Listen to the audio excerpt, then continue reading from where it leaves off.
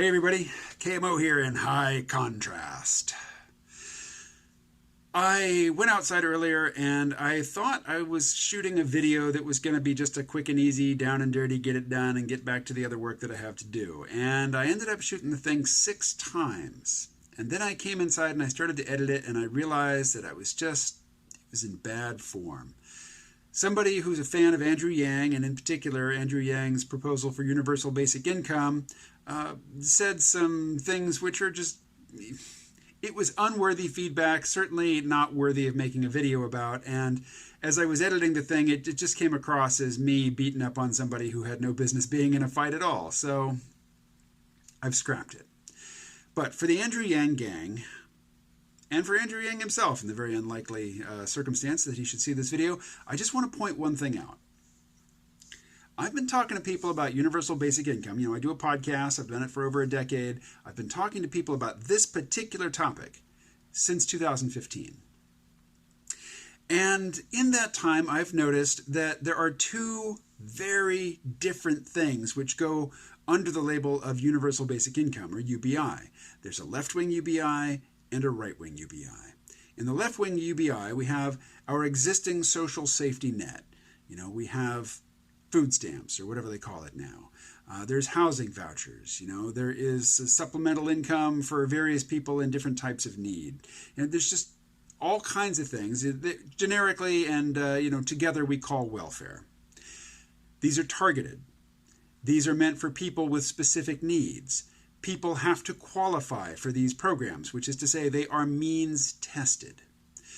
The left-wing version of UBI leaves all of that in place, and on top of it gives everybody some amount of money each month. Call it $1,000. The freedom dividend, as Andrew Yang has so brilliantly rebranded UBI.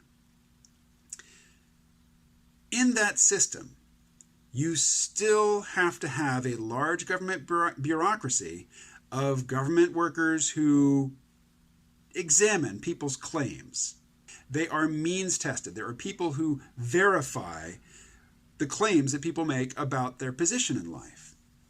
None of that goes away in the left-wing version of UBI because all of those targeted means tested programs are still there. But there is a right-wing, or you might say libertarian version of UBI.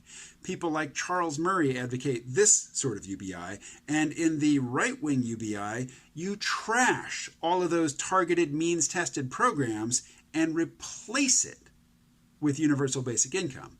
Now, in the libertarian version, in the Charles Murray version of UBI, you do save a lot of money on government bureaucracy because you don't have to establish anybody's qualifications, their eligibility for the program. It's universal. Everybody's eligible. So you do save money on the implementation, on the administration, but only in the right-wing version. I have heard Andrew Yang tout the savings because we won't have to means test people anymore. We won't need an army of government bureaucrats to determine whether or not any particular person is eligible for this benefit because everybody gets it. Well, you know what? That's right-wing UBI. That is libertarian UBI. That is the UBI that takes the money away from the people who need it in order to give it to everybody. Now, I don't believe that that's actually the UBI that Andrew Yang advocates.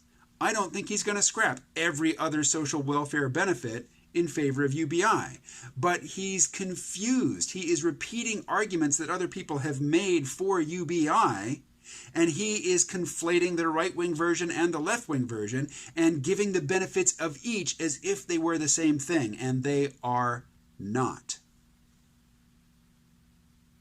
That was the one point I wanted to make. I won't complicate it further. I will talk to you again tomorrow. Stay well.